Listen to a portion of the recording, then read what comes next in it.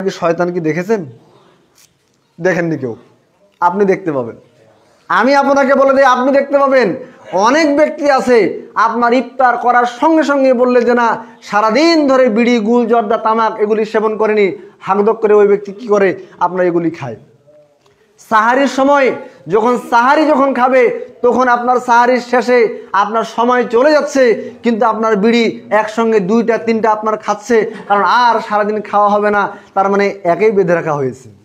আবু হুরায়রা রাদিয়াল্লাহু তাআলা আনহু বলেন, রাসূল আকরাম সাল্লাল্লাহু আলাইহি ওয়াসাল্লাম বলেছেন, ইযা যা রমাদান, যখন রমাদানুল কারীমের আগমন ঘটে, যখন রমজান চলে যখন আসে, তখন কি হয়, আল্লাহ সুবহানাহু ওয়া তাআলা তার জান্নাতের দরজাসমূহকে খুলে দেন। সুবহানাল্লাহি বিহামদিহি।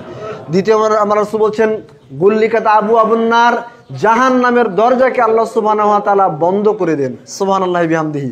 তৃতীয় নাম্বার রাসূল বলছেন, অসুফুদাতিশ শায়াতিন, আর শয়তানকে শৃঙ্খলা আবদ্ধ করা হয়, আপনার শয়তানকে বেড়ি পরানো হয়। সুবহানাল্লাহি বিহামদিহি।